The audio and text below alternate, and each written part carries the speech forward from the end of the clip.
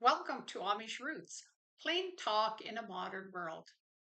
My vlog today is more of a rant than a story, and is formed because of the wars and senseless gun violence going on in today's world.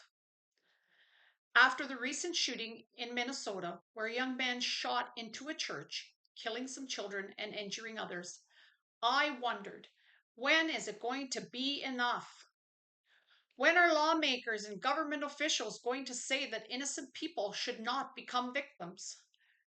When are we, as a society, going to declare that guns are weapons of mass destruction? Why are these shootings still happening? And are we so used to hearing and seeing it in the news that we have become immune? I have heard gun advocates saying that it isn't the guns that kill, it is the people that use them. Really? That is your logic for saying anyone and everyone should be allowed to carry a weapon? Give your head a shake.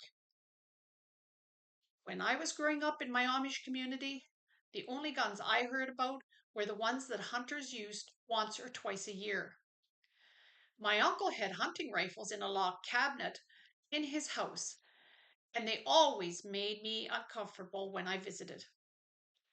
My dad was not pro gun person, although he did allow my brothers to have toy guns and holsters when they were children. Later, when my brother wanted a BB gun, Dad gave his permission, as long as my brother did not aim it at humans or animals. My brother was warned that if this happened, the gun would be taken from him. And as my dad figured, it was only a matter of time before the novelty of having the gun wore off and it was left to gather dust on a shelf in the barn. In my opinion, no civilian should need to have a gun. To what end is this necessary? Some people would argue that we need them for protection. From what? When did it become more fashionable to pack a pistol than to be kind to those around us? The other night on the news, I heard a story about some kids that thought it would be funny to ring people's doorbells and run away. This led to one homeowner coming from his home, firing a gun, and killing one of the youngsters. Having someone ring your doorbell would definitely be annoying. But please tell me, how does it warrant firing your gun? Where has tolerance and empathy gone? So, let's use this story for an example. If this homeowner did not have a gun, what would have happened? In all likelihood, he would have opened his door, spied the culprits running away, and yelled at them for disturbing him. He may also have called the police and let them handle it. But because he was in possession of a gun, he chose to grab it, and I'm hoping that he meant just to scare them off. But that is not what happened. One young man is dead, and the homeowner is rightfully facing charges.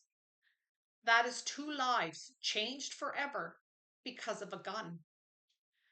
Again, you might tell me it was not the gun that killed, it was the person wielding it that did. The man made a bad choice, probably in anger. However, if that gun had not been readily available, he would have been forced to choose differently. I remember when I was growing up, some of the English neighborhood boys decided it would be great fun to play tricks on the other neighbors. At our farm, my dad got up one morning to discover that the plow he had left sitting in the field for the next day's work was now an ornament on top of our silo. This prank, although causing us effort to retrieve it, was harmless.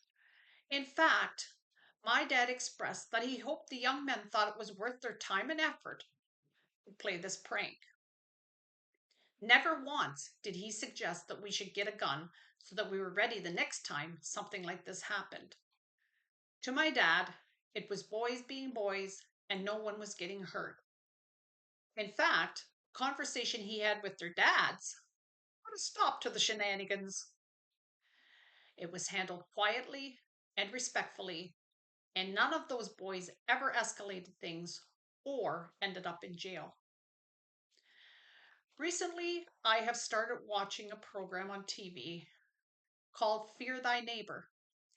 In all the episodes I have currently watched, it is about neighbors that have started out friendly enough, but because something happens, the neighbors eventually let things escalate and someone gets shot. Why do we stop talking and start yelling? Disputes do not have to be about who can talk the loudest. It is about respecting boundaries and trying to get along.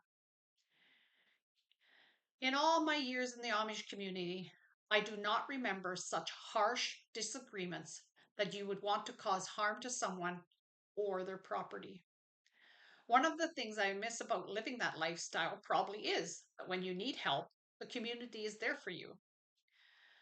Of course, there's mischief in the community, like the time several boys on their way home late at night decided to do some damage at an abandoned house.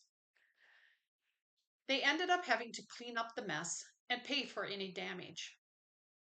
Or the time some young men were displeased that the bishop showed up at one of the youth events, so they took the wheels off his buggy. When the bishop wanted to go home, he had to reassemble it. Whenever things like this happened, I never heard anyone commenting that the culprits should be shot, killed, or that anyone wished them to be dead. These situations were always handled diplomatically within the community. Guns have been around for far longer than I can remember, but does that make it right for everyone to own one?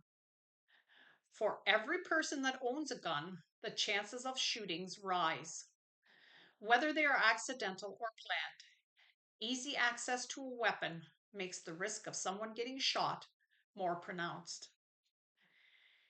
If you are someone who would tell me that to own a gun, you must use it responsibly, I ask you, is it responsible to own a gun?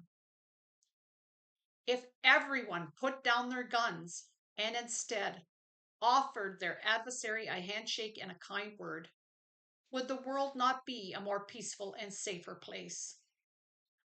I'm going to close out my rant asking you to consider what I have said. Because enough is enough. And despite what others might say, guns do kill. Mach gut. And I will see you next time on Amish Roots.